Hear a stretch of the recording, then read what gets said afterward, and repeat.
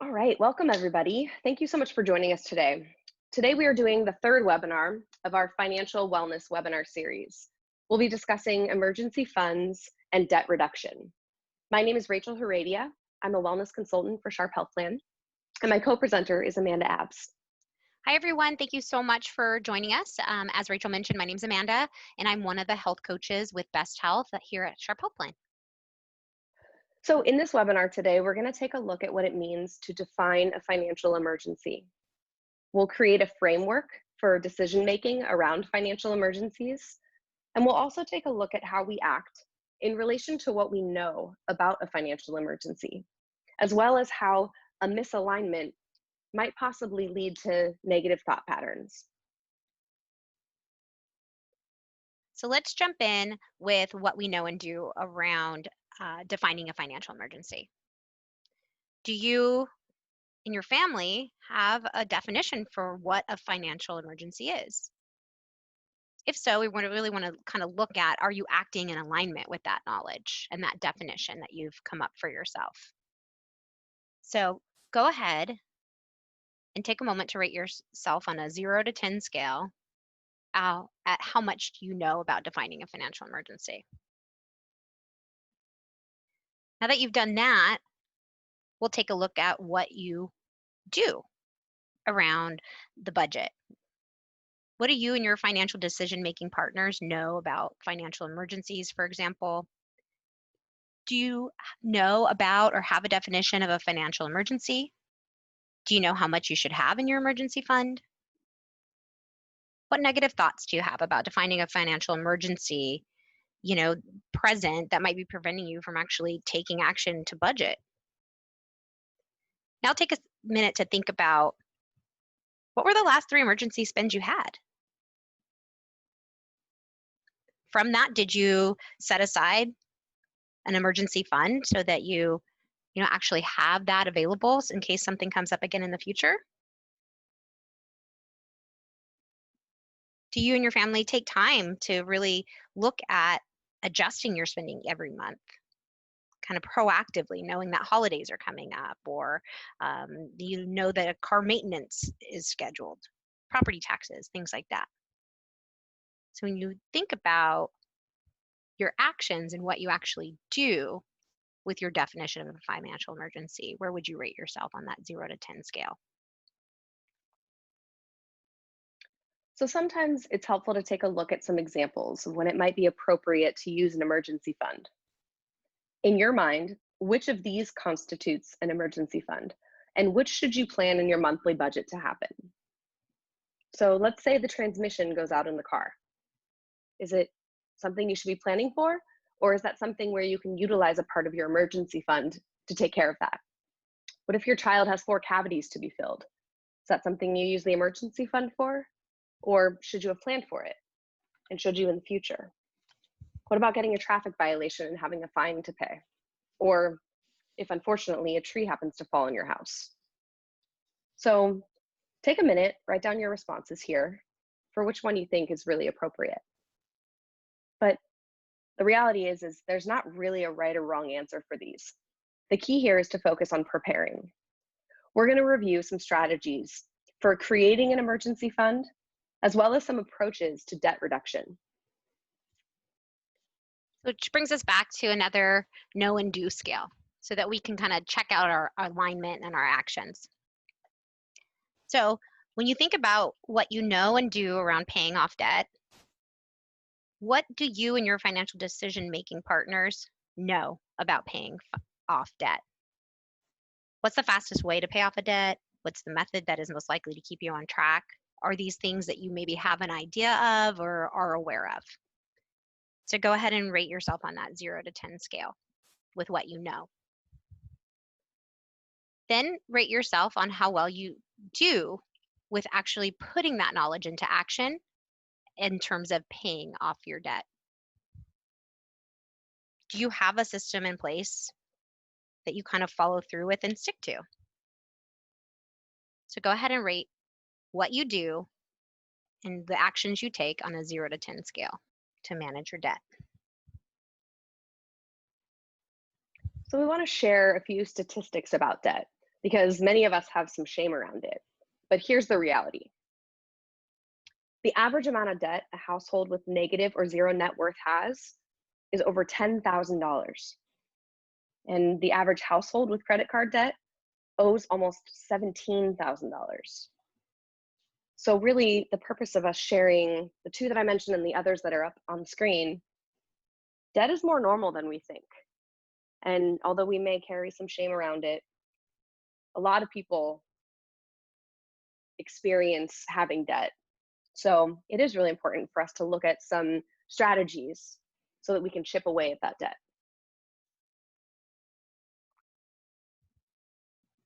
All right, so let's listen to one approach that might help us, taking into account an emergency fund as well as trying to eliminate our debt. Now, I want to call out a really important point here. There is some debate in the financial education world whether you should pay off your consumer debt prior to saving, including an emergency cash reserve, or should you get your emergency cash reserves funded first before you begin attacking your debt? Now, because of our behavioral finance approach, we take a bit of a different approach. We believe it was behavior or habits that got us into this mess, and it's going to be newly learned behaviors or habits that's going to get us out. The first step to fixing this sinking ship is to stop any more leaks. We do this by creating an initial emergency cash reserve as fast as humanly possible. This is a fraction of the fully funded emergency cash reserve, but it's still enough to cover most emergencies. If you're looking for help with what this number should be for you or your family, I would suggest that it is at least $1,000, and then most people probably don't go above $2,500. So I'm sorry to be too abrasive here, but imagine for a minute that you or a loved family member, if their life depended on you coming up with $1,000, how creative would you get? I'm guessing you would begin selling every worldly possession and doing any and extra kind of work that you were capable of. This is the mindset I'm suggesting that you must have here. I mean it. Get this initial emergency cash reserve funded now. Not tomorrow, not next week. Take action today on this one. By the way, a byproduct of you accomplishing this is the chemical reaction in your brain that makes you feel great about winning. You can build momentum from this short-term fuel and begin the first of many compounding positive behaviors and new habits. Now, once you have an initial emergency cash reserve established, then you can focus on debt elimination. Then once the consumer debt is gone, go back and fully fund your total emergency cash reserve. By the way, without debt payments, you'll get this funded quickly, and it will feel great. And more good feeling chemical releases from the brain. You'll continue to propel yourself in your new financial reality. There are many debt elimination methods that you could choose from. Keep in mind, much like the budget, the best debt elimination method for you is the one that you'll actually use. I love something here that he points out, which is kind of marrying the two in a way, right? You're not solely focused on debt elimination or solely focused on emergency cash reserve. Really, he mentions the initial emergency fund is really important. So tackle that.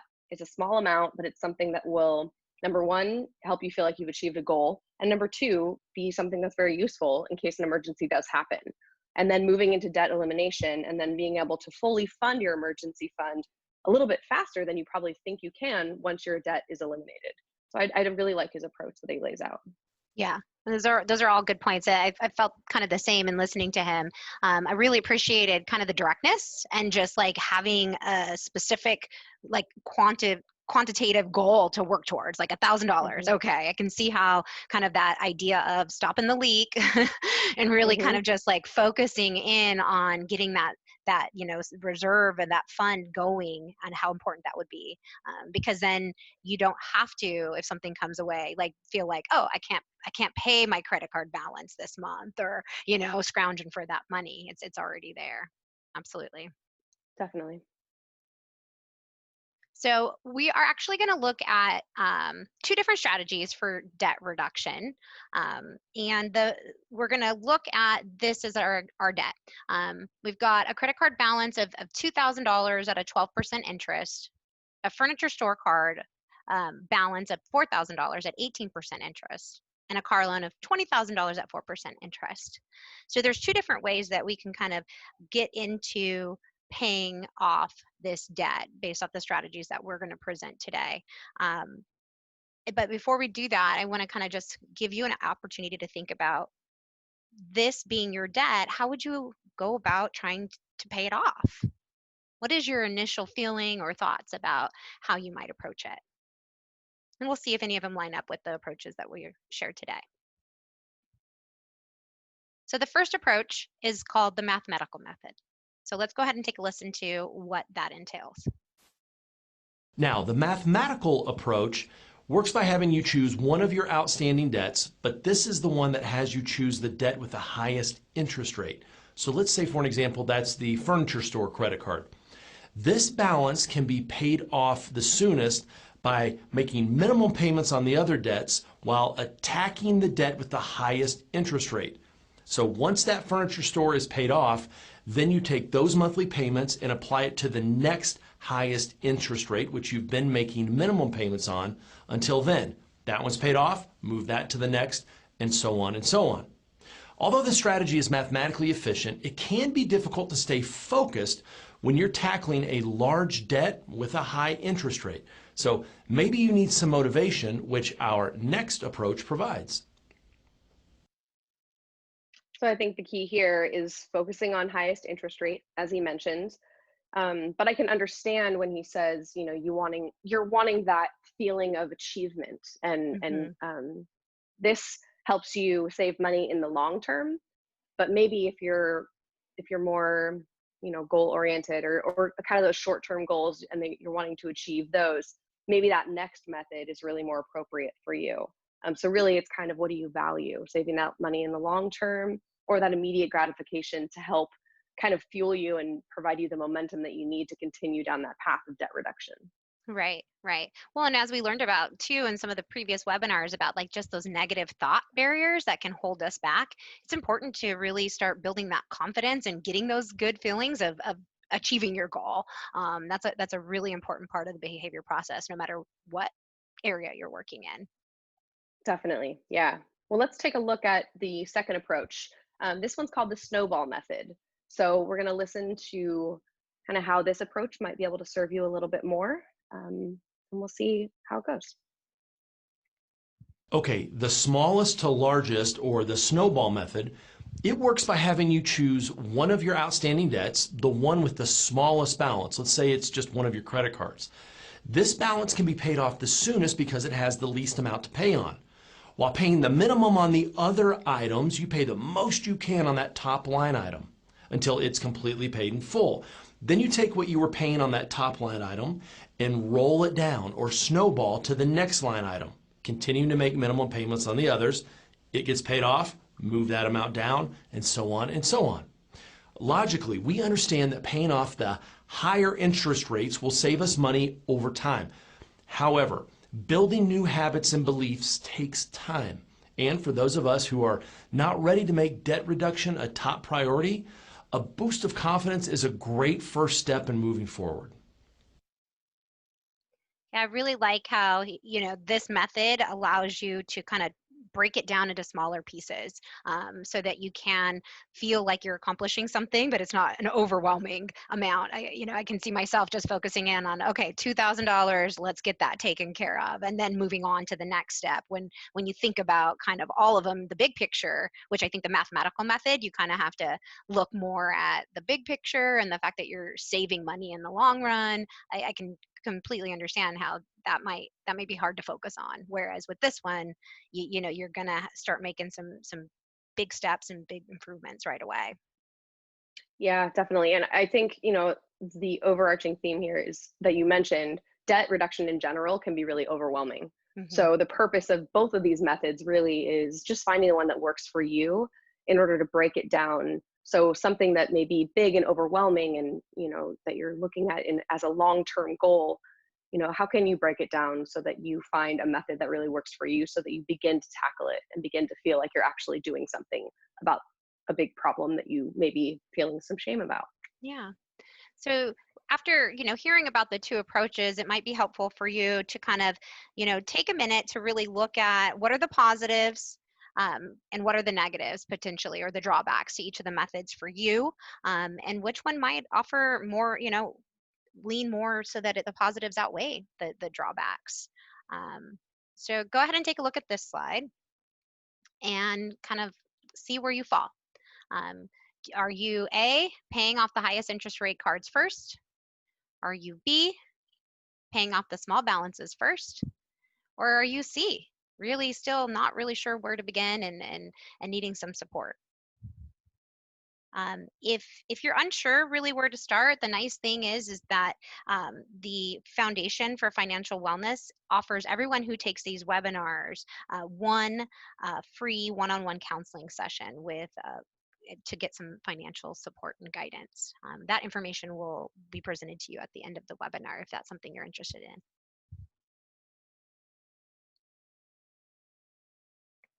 So let's go ahead and listen in on what is the best approach. Now, you might be wondering if you should pay off the highest interest rate debt first or the smallest debt balance first. Here's the good news. Both systems work. Regardless of how you choose to pay off your debt, by creating a plan and then sticking to it, you are accomplishing the goal of getting out of debt. And as you do, your thoughts around money will continue to change and mature. And as you take action, your feeling of accomplishment will put your be, do, have model into overdrive. The most important thing to remember is to choose an approach and then refine the model to fit your situation over time.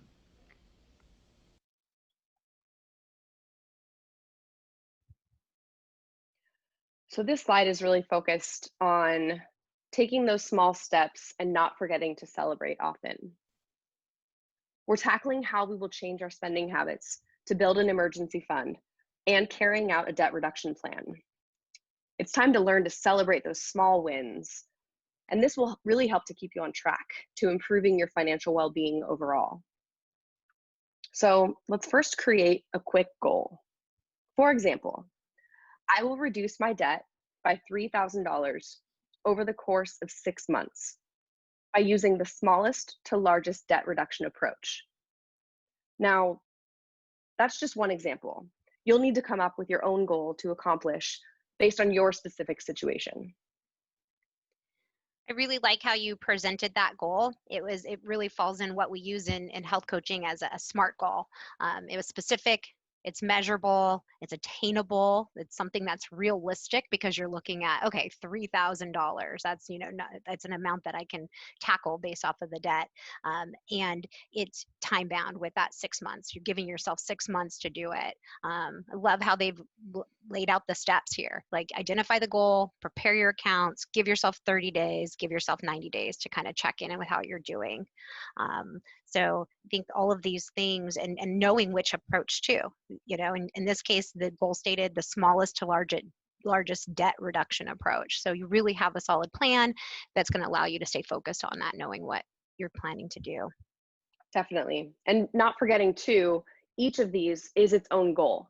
So don't forget, as you set these small goals and you make them SMART and you make them really realistic, celebrate those small achievements, and I love how they say, you identified a goal. That's a big step. You're acknowledging that you have something to tackle. You're preparing your accounts and getting ready, where do we tackle what? And then really every 30 days, there are so many options to celebrate here. So in 30 days, where do you expect that $3,000 to be? It's definitely going to be less. So celebrate that. I think that's important. Oh, absolutely. Absolutely. And each of those, as you kind of reach that and have that opportunity to celebrate, it's going to create that confidence and build the fact that, okay, I can do this. And, this isn't overwhelming and I can keep making progress. It's working as far as that goes. And that feels good. Definitely. All right. Well, let's take a look at one last video. This provides information just about the financial counseling that Amanda mentioned earlier.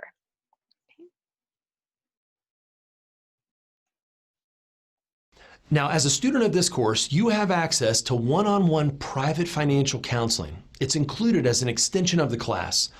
These counseling sessions are probably what we're best known for and something we're very proud to be able to offer. All counseling sessions are facilitated only by certified financial wellness counselors. They're confidential and they're absolutely non-solicitous. These sessions are where the students of our classes can bring their private and personal financial questions to get answered, and also a great way to hone in on the aspects of the program that maybe you found most interesting. Counseling is provided via webinar, so you can connect from anywhere in the world, and it's recorded for you. That way you can access it again later if you find that helpful. Financial counseling is specific to your situation, and most importantly, we invite and actually highly encourage your spouse or significant other to take part as well. You can reach out for a one-on-one counseling session at the contact information provided here.